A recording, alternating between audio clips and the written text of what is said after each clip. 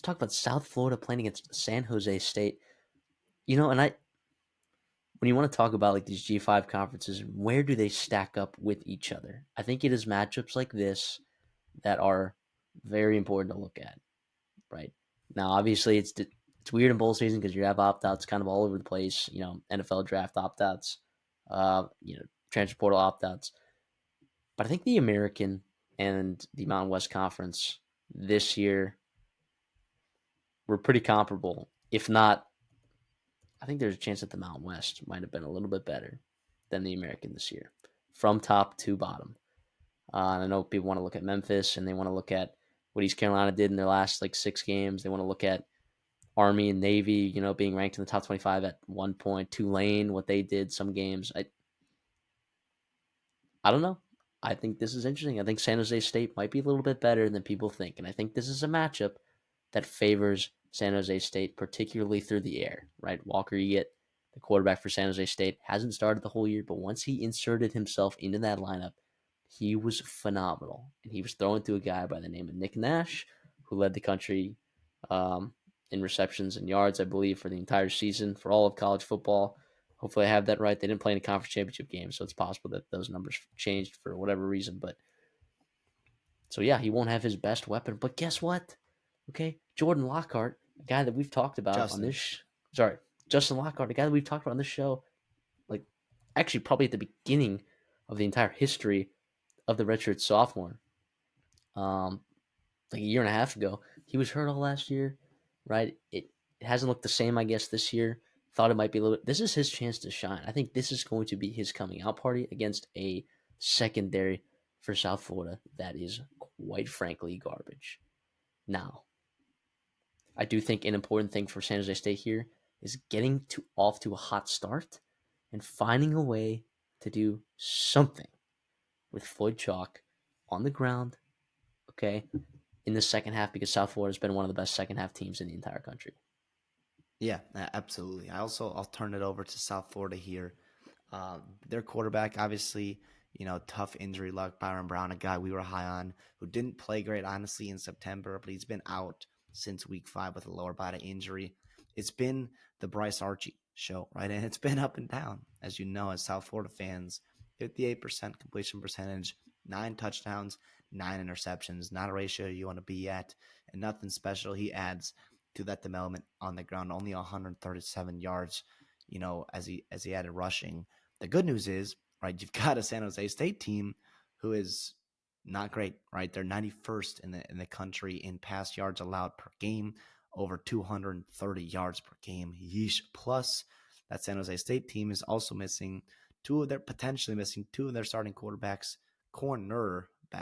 excuse me, who, are in the portal, right? One going to USC, right? So obviously two of their more important players could be in for a tough one. You got a guy like Sean Atkins, wide receiver there, who's been playing better and better. You're seeing some of that chemistry develop with Archie, right? The last couple of games, you're seeing 6+ catches, 70+ yards, a couple of touchdowns, right? Good things are emerging for South Florida there offensively after it was pretty stagnant for a while. I also do want to talk about this is a game, I think, where you do have to consider potentially the location and the travel schedule of these teams. South Florida is coming from Tampa all the way over to Hawaii, while San Jose State just has to go from California to Hawaii. Obviously, that's a tough flight as well, a lot easier than going, a bunch of time zones away and trying to figure that all out.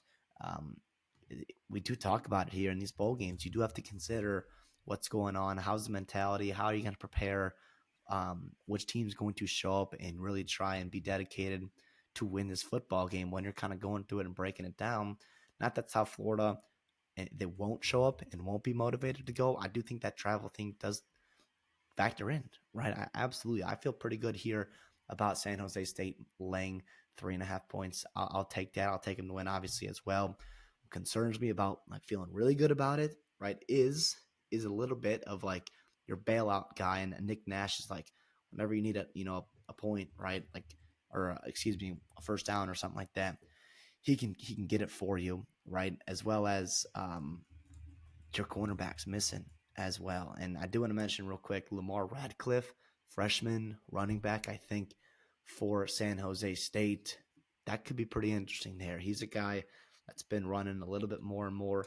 USF is not great through the air, right? I think they're 128th out of 132 teams, which is not great at all. But on the ground, they're a little bit better. 84th, which is still not great. Still very, very vulnerable. So it'll be interesting there. The good news for South Florida is they've got a couple opt-outs, a couple guys in the portal. Nothing too major where they're dealing with like a guy like Nick Nash or DJ Harvey, the cornerback for San Jose State. So I do think you've got some interesting angles there for South Florida. There's a reason why this line is only a little bit more than a field goal. So obviously Vegas does think there's a very good chance South Florida's got a chance to win that game. I personally lean San Jose State. Yeah, I'll lay 3.5. I also think maybe I'll have something for this game, on our best bet segment later on. San Jose State played this bowl game last year. They've traveled to Hawaii before as a team. There's seniors on this team that know what this is like, and that was a little bit of a disappointing game for them last year. Okay, they ran into a Coastal Carolina team that was hot with a new quarterback named Ethan Vasco, who played really, really good football for them. Granted, San Jose State was also one of the hotter teams in the country heading into that bowl game. It was just a disappointing performance, and I don't think we're going to see that. If South Florida is able to run the football, obviously they're going to give themselves a chance to win this football game. I will say, if you look at some of the rushing offenses that San Jose State played against, right, when you're looking at the metrics and you're like, oh, well, this team gave up like 79, or they're 79th in the country in rushing yards allowed per game. When you look at that, you're like, well, they also played Boise State. They also played UNLV, which is a top 5 rushing offense. They played Air Force, which is a top 15 rushing offense.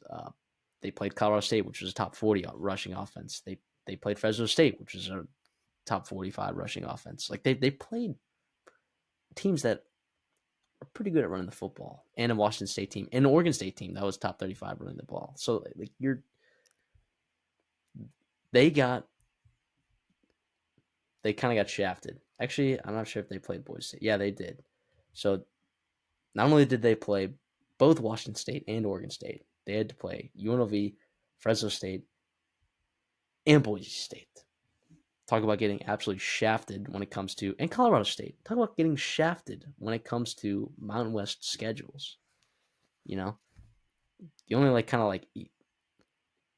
not going to say elite offense, but like the only dangerous offense rushing attack that you missed probably in that conference was New Mexico, right? So on the ground, yeah. On the ground, yeah. Because Utah State slings that thing. Yeah, so, and I know people want to look at it and like, well, you only had 5 teams in the Mountain West with a winning record. All right. I would argue that there's some teams in that conference that are bowl caliber teams, right? So I don't know. I don't want people to hate on the Mountain West because I think it didn't get enough credit, right? Because you had 3 teams go 6-1 or 7-0, right? So that left some teams. Some teams had to go 2-5 in order for that to work out, right? Numbers wise.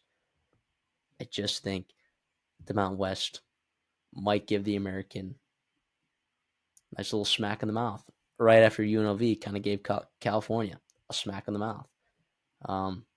Yeah, we'll see how these other teams fare, but I don't know, man. I know we both believe that NIU is going to beat Fresno State, but I think that San Jose State, with the weapons that they have, even without Nick Nash, that they can get this done.